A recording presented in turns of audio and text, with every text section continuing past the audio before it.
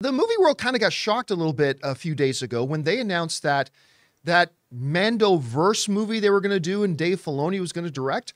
Well, that apparently has kind of been replaced by a Mandalorian movie, Mandalorian and Grogu, that'll be directed by Jon Favreau.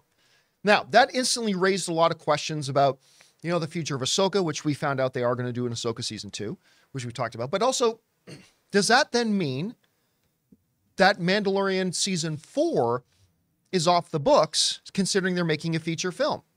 I kind of thought that would be the case, but apparently not. There's going to be a Season 4. This comes to us from CBR, who write the following. Development on the highly anticipated The Mandalorian Season 4 is still in the works at Lucasfilm. However, further details about its plot and release date have not yet been revealed. It also remains unclear if production on Season 4 would also be starting soon, given that the upcoming live-action movie has been set to begin filming sometime this year. The newly announced project will be directed by series creator Jon Favreau. All right.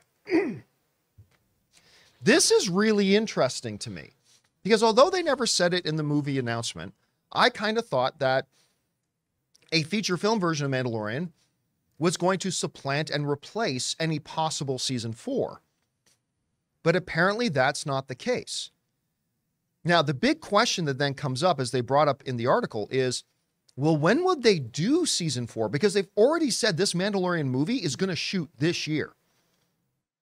That means Jon Favreau and crew already have to be heavily at work on this movie, doing all the development, previses, all that kind of stuff. If they're going to shoot sometime, say, before September, they've already got to be hard work on this. So when on earth would they develop a Season 4? Which then raises the question. So does Mandalorian, the movie, just set up Season 4 of The Mandalorian, which seems like a really stupid thing to do, I'm not going to lie. Or are they going to rush into production any minute now on Mandalorian Season 4 and have that season culminate in what would be the movie? Which, again, to me, doesn't seem like a great idea, but, I mean, whatever. Seems better than doing it the other way around. So I'm kind of fascinated by this, but they're going to try to do both. They're going to try to get us the next season in. Listen, I love The Mandalorian. I love it. But like a lot of other people who also love The Mandalorian, I wasn't all that thrilled with Season 3. Had its moments, had its episodes.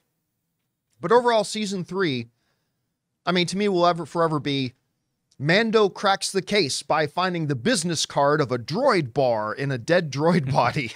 It's like, they didn't just do that, did they? Nope, they did that. They really did that. It's one of the dumbest things I've ever seen in Star Wars. Dumber than no, or how coarse sand is. Absolutely ridiculous. Now, I didn't think it was total trash like some people thought it was, but definitely the weakest. Still, I think the idea of a movie is great. I don't know if trying to do the movie and a fourth season is all that smart. Like, you're either making the transition to the big screen or you're not. I don't know, Rob, you heard about this. Were you surprised to hear about it? Will they do the new season before the movie, after the movie? What's the right way to approach this? What do you think? Guys, we want to take a second to thank a sponsor of today's video, Harry's. You know, guys, in order to start the John Campea Show, I had to leave my high-paying corporate job in order to set myself up to be happier and enjoy more personal success. Because sometimes to get what you want, you have to challenge the status quo and blaze your own trail. And that's exactly what the folks at Harry's did. You see, at Harry's, they saw customers getting ripped off by questionable products in the shaving industry and decided to do something better. Harry's decided to pave their own road by making beautifully designed razors for a fraction of the price of the other big brands. Exceptional products, honest prices. That's Harry's. I have fallen in love with Harry's, from their foaming shaving gel that feels just luxurious on the skin, to their incredible razor that feels just as good in the hand as it does going over your skin. They've got rich, lathering, skin-softening body wash in scents like redwood, wylands, and stone. You see, Harry's provides German-engineered blades made in their own factory that stay sharp longer. You can get a 5-blade razor, weighted handle, foaming shave gel, and a travel cover for just $3 at harrys.com/Campea. Don't settle for the status quo. Blaze your own trail with Harry's. Get started with a $13 trial set for just $3 at harrys.com/Campea. That's harrys.com/Campea for a $3 trial set. Well, you and I talked about, like, even X-Files. You know, the X-Files TV series did 5 seasons. Then they did the movie. X-Files Fight the Future that led into their season 6. And that was Fox. So that was, not unprecedented. But with this, I don't understand. I mean, obviously, if you're going to move something from streaming to theatrical, you want to give it make it special, bigger, better. I don't know what their strategy is here. I mean, maybe they have one. It just seems a little odd to me. I mean, I thought it was odd that they're talking about making this Rey movie, and then they're like, wait, nope, we got Mandalorian and Grogu coming. Because they insisted the Rey movie is the next movie we're shooting. Right, and now it's this Mandalorian movie is the next movie we're shooting. And I understand why. They've got all the tools, they got the talent ready, they can probably shoot a Mandalorian feature fairly quickly, get it up and running, because they have so much of what they need to make it already. But they got the team in place. The team's in place. They just need the great script, and maybe they have that. Or maybe they got a script that was so good for the TV show, they're like, we should expand this into a movie. And they're like, okay.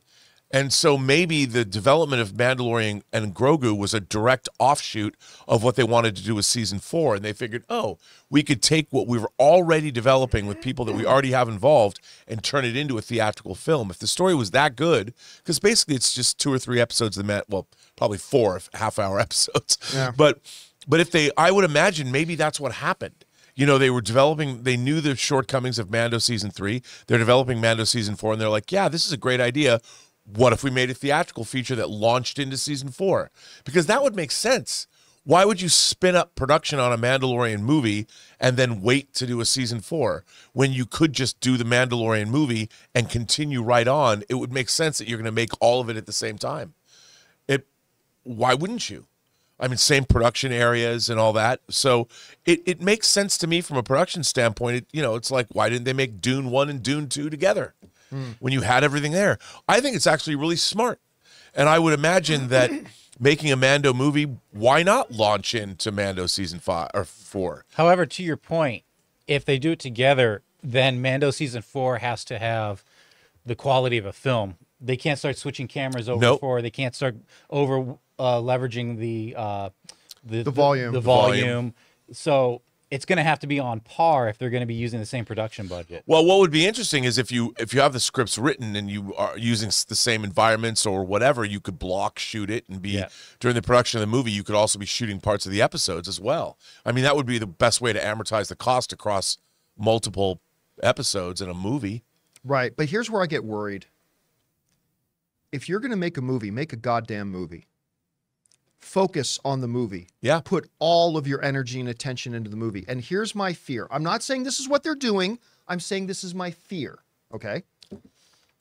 My fear is, and I don't want to believe it, but they're going to use the movie as a desperate attempt to get more people to sign up to Disney+. Yeah. That the movie is really nothing more than a marketing tool for their Mandalorian TV series. You're going to have to go up. You're going to want to go and sign up for Disney Plus now to see the continuing adventures of Mando. That feels very Chapek.